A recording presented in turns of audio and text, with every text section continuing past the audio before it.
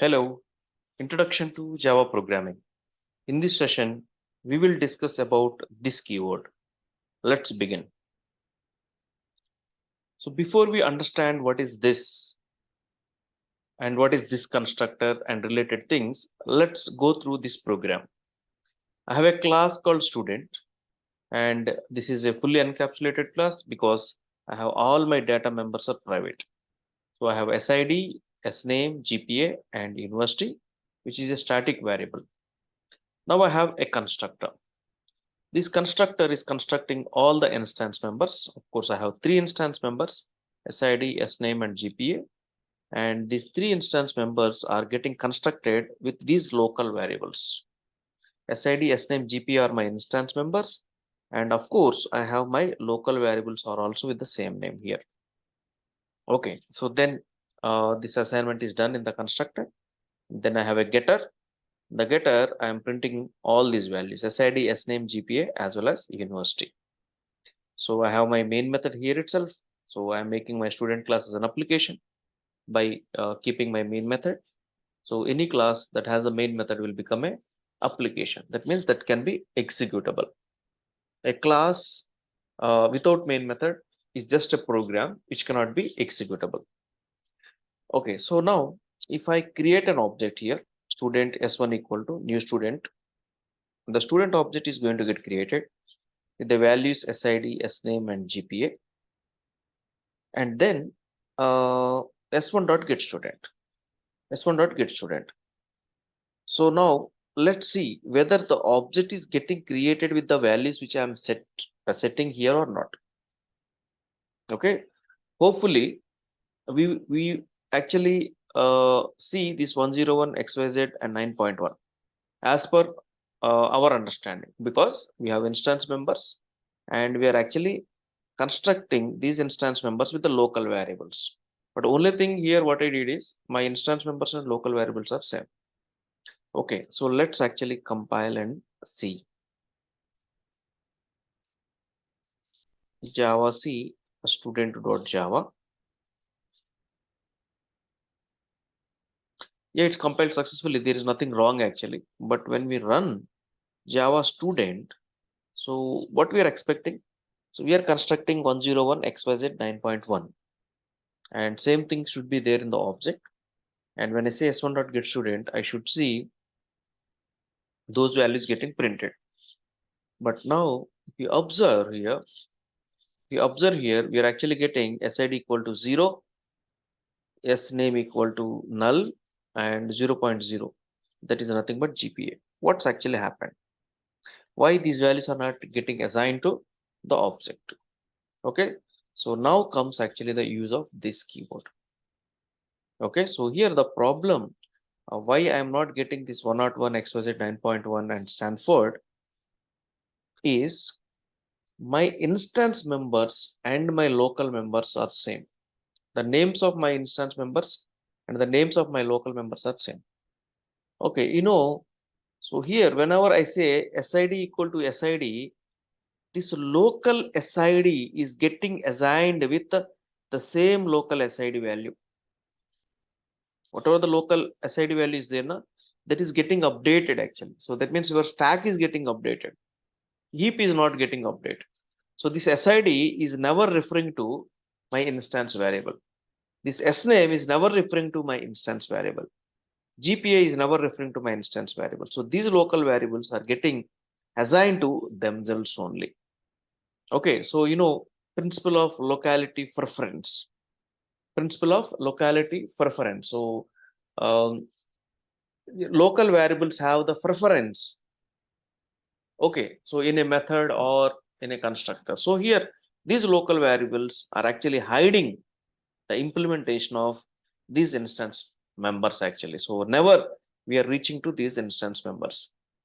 That's actually the problem. So that's why when I actually set these three values, the values are getting updated in the stack, but they are never getting updated to the object actually. So now how to make these values getting updated to my instance? So there comes actually this keyword.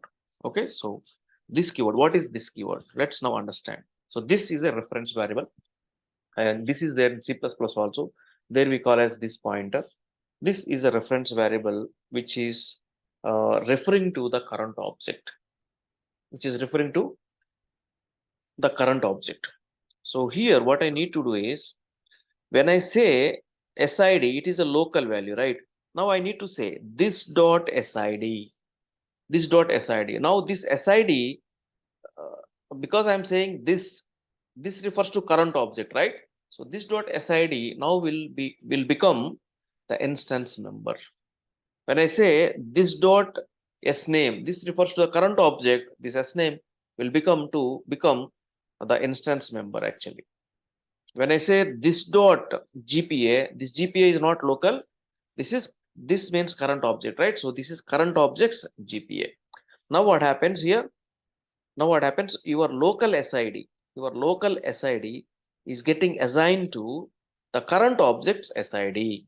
The local SName is getting assigned to the current object's SName. The local GPA is getting assigned to the current object's GPA. So this is how we can actually solve the problem. Okay, what is the problem?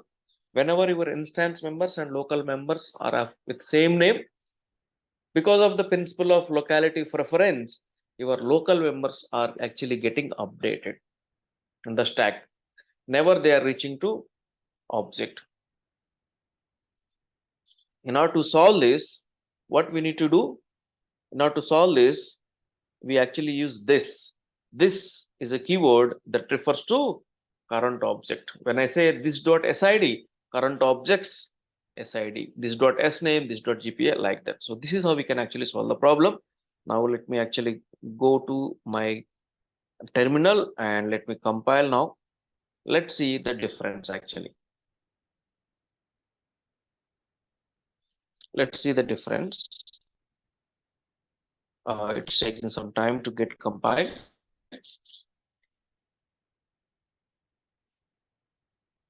So javac student.java compilation was successful. And when I run, now let's see. Now I am seeing XYZ, that is SID is 101, XYZ is SName, and 9.1 is the GPA. Of course, we are printing the university also. That university value is also getting printed actually. So this is what is about this keyword.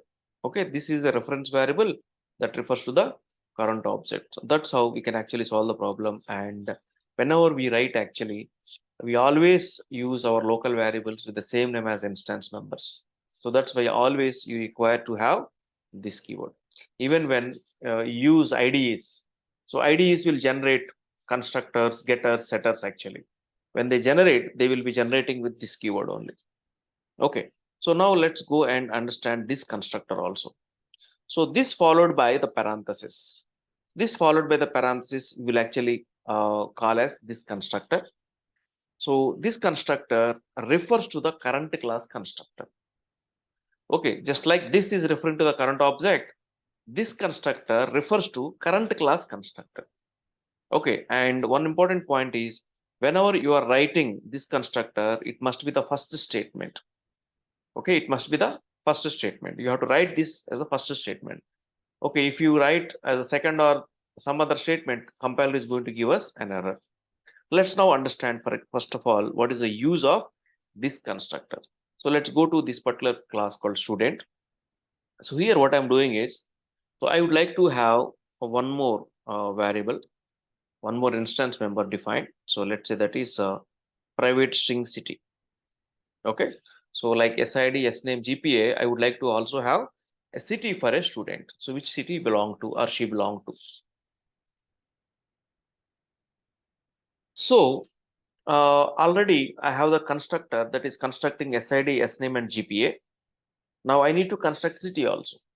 So what we do generally is, we will not be changing the existing constructor. Rather, we will be writing a new constructor actually.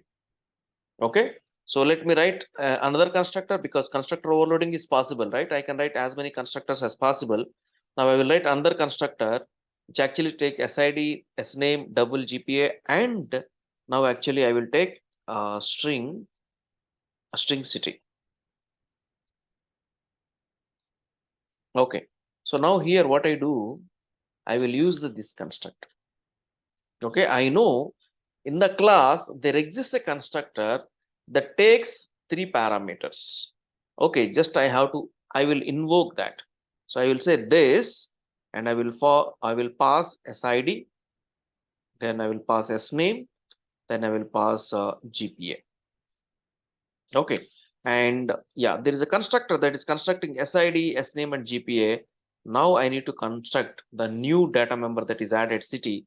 So that is nothing but this dot city equal to city. That's it. So this is the new constructor actually. This is a new constructor, right? So because a new data member is added, so I don't want to change or modify the existing constructor. Usually we do like this only. We will write a new constructor. In the new constructor, I will actually invoke this constructor because I know already there is a constructor that is constructing all the 3 members. Now let's actually pass all the 3 members to this and construct the new member over here. So if somebody wants an object with only 3 members, they will call this constructor. If somebody wants a constructor with city also, they will be calling this constructor. Okay, now I have already student S1 is there.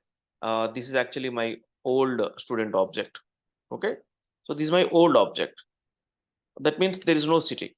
Now I want to create a new student object actually. So with city as well. So now what I do, a student S2 equal to a new student. Now I will be calling my new constructor where I will pass, let's say 123 and then some ABC and then some 9.2 and then I am going to give the city as well. Let's say city is Pune. Okay, so now which object is going to get created? So new object is going to get created with the city value. So in the old object, so no city. The old object, there is no city, right? And here, since city is also there, I will actually change my getter method also. That get student method, what I do here, after printing the university or before university itself, what I do is I just take a space over here and then print a city. Then I will give a space. Okay, so here space is already there, right? Yeah. So what I do, I will give the space over here. That's it. So after printing GPA, I'm printing the city, then university actually. So now what I do, I just say S2 dot get student. Okay. So now here you will also have the city, right? You will also have the city. So this is the use of this constructor, right? So this constructor is used to refer the current class constructor. You have any constructor already, then you can call it. So this should be the first statement. That's what I'm saying. This should be the first statement in a program, because whenever I'm using this means I know that there is already, when I'm using this constructor, that means already there is a constructor. Let's construct that first and later construct rest of the things. So that's why you need to use this constructor as a first statement. So let me actually compile this Java C student.java. Now when I say Java student, you will see 2 objects actually. This is the old object, there is no city. There is no city because straight away it is actually calling the first constructor and there is no city, right? And that's why when I'm printing city, it's giving me null. So when I pass actually the city as well, so in the S2, what's actually happening? So 123 ABC 9.2 Pune, and this particular static variable Stanford is also being taken, right? So now what happens for the second constructor, student S2 equal to new student, it goes to the new constructor here. And from the new constructor, this constructor, it refers to the current class constructor, and these values are constructed and then comes back, and the city value is going to get constructed for the object S, which is referred by S2. Later I go to that object through S2 and I will get the data actually. So this is about this constructor. Okay, so the last point is this must be the first statement when you are using it. So now for example, here in my program. So I am not using that as a first statement. Let's say I'm using this one over here. So let me put this comment, and I'm using this construct as a second statement. So let's compile and let's see what the compile is going to tell. So Java C student.java. Now you can actually see call to this must be the first statement in a constructor. Okay, whenever you're using this constructor, so that must be the first statement. Otherwise, you are going to get an error actually. Okay, so that's about actually this keyword. So to sum up, this is a reference variable which is used to refer to current class object.